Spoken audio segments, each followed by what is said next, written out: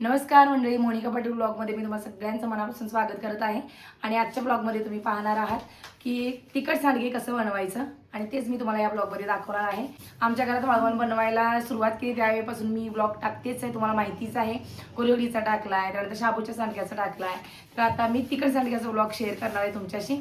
तर तिखट सांडगं कसं बनवायचं आणि किती प्रमाणात तिखट वगैरे त्यात घालायचं आणि डाळी कोणत्या कोणत्या घ्यायच्या तेच आता तुम्हाला मी या ब्लॉगमध्ये दाखवणार आहे. तर चला बघूया. हे आहेत तिखट सांडगे आणि आमचे तिखट सांडगे तयार झालेले आहेत.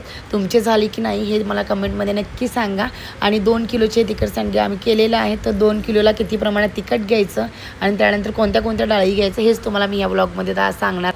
5 डाळी मिक्स करून हे पीठ दळून आणलं जातं आणि हे पीठ अगदी बारीक देखील दळलं जात नाही, एकदम मोठं देखील दळलं जात नाही, मिडियम दळलं जातं, गर्भ असं. एकदम बारीक दळलं तर सांडगे घालताना आपल्याला खूप दमवतं आणि ज्यावेळेस आपण ते सांडगे तोडतो त्यावेळेस ते तुटले जात नाहीत आणि पीठ खूप चिकट होतं. त्यामुळं गर्भ आणि मोठंच दळून आणायचं. मम्मीला आज आमच्या शेतातून यायला वेळ झाला आणि इकडे तिखट सांडग्याचं पीठ तर मळायचं होतं आणि पीठ मात्र त्यामध्ये लाल तिखट घालायचं असते. त्यामुळं आई म्हटली मी पीठ मळून देतो, आणा इकडं माझ्याकडं. मग आईनं पीठ मळून दिलं आम्हाला आणि त्यामध्ये काय काय घातलं हे आता मी तुम्हाला सांगणार आहे. तर चला बघूया. हे आहे 2 किलो सांडग्याचं पीठ. त्यामध्ये हिंग घातला आहे, लाल तिखट घातले. हे लाल तिखट म्हणजे बुक्का. परवा जो चटणी करताना आम्ही 1 किलो साईडला काढला होता, असा ह्या बुक्क्याचा उपयोग होतो आपल्याला. विदाऊट मसाल्याचा घ्यायचा, प्लेन बुक्का. त्यानंतर कोथिंबीर घातली. कोथिंबीर अगदी जास्तही घालायची नाही, थोडीशीच घालायची वासापुरती. जास्त कोथिंबीर घातली तर सांडगे काळे पडण्याची शक्यता असते. लसूण भरपूर घालायचा. लसूण हिंग भरपूर घालायचं कारण त्याचा वास आणि त्याची चव खूपच मस्त लागत्या. लाल तिखट इथं 4 ते 5 चमचे घेतलेला आहे आम्ही. त्यानंतर मीठ 3 ते 4 चमचे घेतलेला आहे आणि हिंग 1 टेबलस्पून घेतलेला आहे. त्यानंतर कोथिंबीर चवीपुरती टाकल्या. हे सगळं एकत्र करायचं आणि एकत्र करून घेऊन चांगलं मिक्स करून घ्यायचं. आणि तुम्ही बघू शकता आईने हे पहिलं सगळं चांगलं मिक्स करून घेतलं आणि मिक्स झाल्यानंतर मग त्यामध्ये मीठ आहे की नाही ते टेस्ट केली. त्यानंतर मग आईने त्यामध्ये पाणी घालून मळायला सुरुवात केली. पीठ आपल्याला एकदम घट्टही मळायचं नाही आणि पातळही मळायचं नाही आहे. तुम्ही बघू शकता आई इथं लागल तसंच पाणी घेऊन पीठ मळायला लागल्या.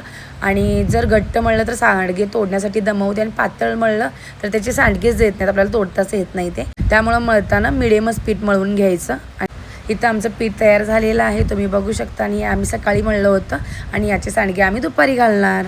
दुपार झालेली आहे आणि आता आम्ही घेतोय सांडगे घालायला. तुम्ही बघू शकता मम्मीनं आमच्या इथं 5 मुटक्या तयार केलेल्या आहेत. त्या 5 मुटक्यांना हळदी कुंकू लावायचं आणि पुजून घ्यायचं. ही पहिल्यापासूनची परंपरा आहे, त्याशिवाय सांडगं घालायला सुरुवातच केली जात नाही. सांडगे हे 5 डाळींचे घातले जातात आणि 5 प्रकारच्या डाळी एकत्र करून घ्यायच्या आणि ते दळून आणून मग सांडगे घातले जातात. ह्यामध्ये डाळगा घेतला जातो. डाळगा आम्ही म्हणतो, डाळगा किंवा कळणा. काही ठिकाणी डाळगा म्हणतात, काही ठिकाणी कळणा म्हणतात. डाळगा म्हणजे तुरीची अर्धी डाळ असते ती अर्धी आणि ते 1 किलो आम्ही इथं घेतलेला आहे.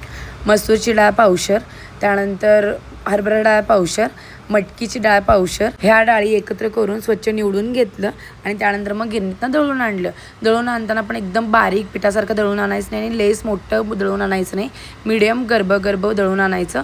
त्यामुळं काय होतं आहे, पीठ मळतानासुद्धा एकदम चिकट होत नाही आणि पीठ छान मळलं जाते आणि आपले सांडगेसुद्धा तोडताना आपल्याला त्रास होत नाही, पटकन तुटले जातात ते. ज्यावेळेस आपण हे सांडगं तोडण्यासाठी घेतो आहे त्यावेळेस एका वाटीमध्ये गार पाणी घ्यायचं आणि पाण्याचा हात पिठाला लावायचा आणि मगच हे सांडगे तोडायला घ्यायचं, त्याशिवाय ते सांडगे तुटलेच जात नाहीत. आम्ही 2 ते 3 वाट्या भरून घेतल्या होत्या पाण्याच्या आणि आम्ही एवढी जण होतो त्यामुळे आम्हाला 2-3 वाट्या बस झाल्या. ह्या दोघी आमच्या घरातल्याच आहेत. ह्यांचं काय करायचं असलं तर आम्ही यांच्या घरी जातो आणि आमचं काय करायचं असलं तर ह्या आमच्या घरी येतात. हे आमचे रिलेटिव्हच आहेत. त्यानंतर तुम्ही बघू शकता सांडगे किती छान असे घातले जात आहेत. आम्हाला कुणालाच एवढं फास्ट येत नाही, तेवढं आमची आई फास्ट घालत्या. आयडीकडे तुम्ही बघा, आमचं केवढं झालं आणि आयडीचं केवढं झालं. आयडीच्या 2 प्लेटा भरून आयडी 3री प्लेट भरायला घेतल्या. 4 चौघी एकत्र झाल्याशिवाय हे सांडग्याचं किचकट काम लवकर पूर्ण होत नाही. तुम्ही बघू शकता आम्ही गप्पा मारत सांडगं घालत आहे. त्यानंतर कर्ण आणि अर्जुन दोघेही झोपी गेले होते. अर्जुन थोडासा किरकिरतोय कारण तो आजारी आहे. त्यामुळं हे सांडगे खूप मोठेही तोडायचे नाहीत आणि खूप छोटेही तोडायचे नाहीत. वाळल्यानंतर हे सांडगे आपोआपच वाळून बारीक होतात. अशा प्रकारे आमचे सांडगे घालून झालेले आहेत. 2 ते 3 उन्हामध्ये ह्या सांडग्यांना कळकळीत वाळवून घ्यायचं. जास्तही वाळवायचं नाही, जास्त वाळवल्यानंतर ह्या सांडग्यांचा कलर फिका पडतो आणि कच्च्यावर वाळवलं तर लगेचच बुरशी लागते आणि कीड लागत्या. असेच नवनवीन व्हिडिओ पाहण्यासाठी माझ्या यूट्यूब चॅनेलला सबस्क्राईब करा, व्हिडिओला लाईक करा, शेअर करा आणि कमेंट नक्की करा. चला आता आपण भेटू पुढच्या व्हिडिओमध्ये.